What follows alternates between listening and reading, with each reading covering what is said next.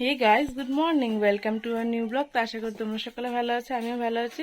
তো শুরু করলাম আজকে একটি নতুন ব্লগ। তো রেডি শেডি হয়ে আজকে ব্লগটা শুরু করলাম, যেহেতু যাবো হলো আজকে এক জায়গায় ঘুরতে। তো তোমাদের সাথে অবশ্যই শেয়ার করবো কোথায় যাচ্ছি।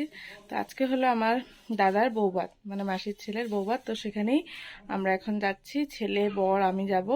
তো স্কুটিতেও উঠে গেছে, তো আমি এখন রেডি শেডি হয়ে গেছি। তো দেখতে পাচ্ছ একটা চুড়িদার লাগিয়ে নিয়েছি, কারণ শাড়ি পরলে যেহেতু যেতে একটু অসুবিধা হবে। তো শাড়ি একটা ব্যাগে নিয়ে নিয়েছি, তো গিয়ে এটা পরে নেব।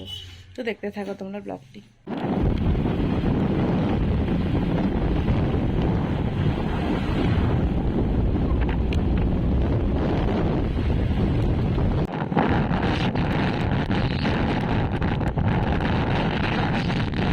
আমরা লঙ্কা এসে পৌঁছে গেলাম। আসার সাথে সাথে মাসি বলল ভাত খেয়ে নে, তো ভাত খেতে বসে পড়লাম।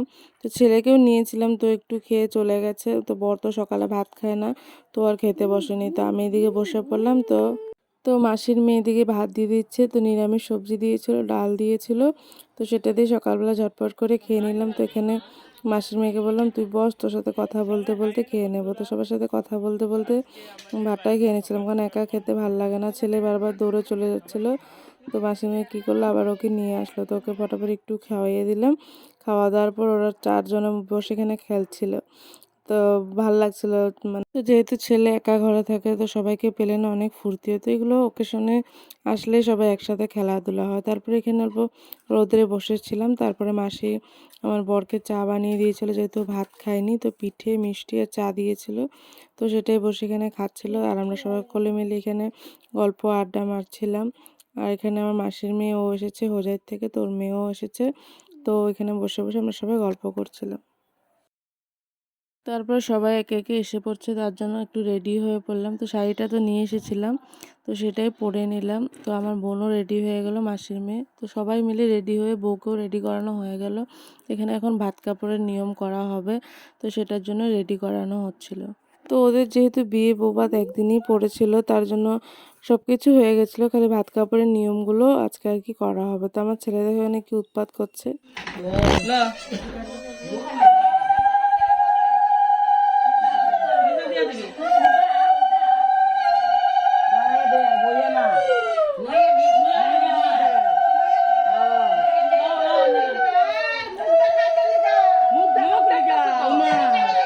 আমি ধরে দাও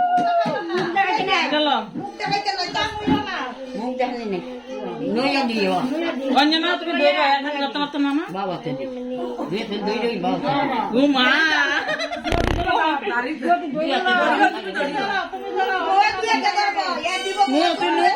অঞ্জনা দশ কয়তে লাগবো।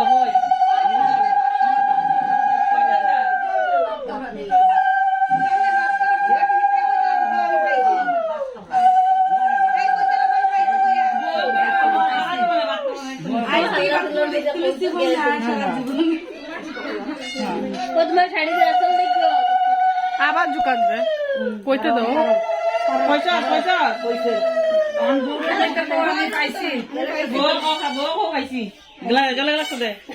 শুনছি নামটা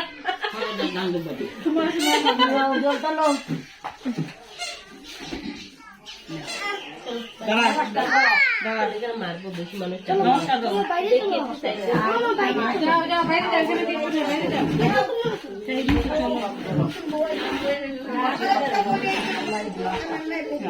কি কয় আচ্ছা বলাই দিতাম লাগে যে লাগে এটা আনকোন আনকোন কথা কয়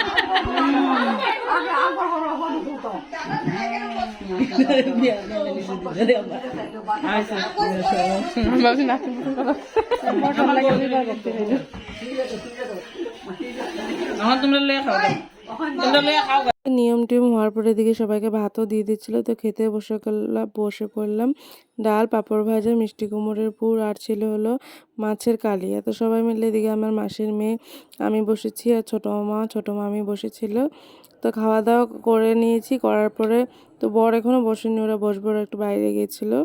তারপরে দিয়ে ছোটো মামার সাথে গাড়ি করে আমার ছেলে কী করেছে, লামডিংয়ে চলে গেছে।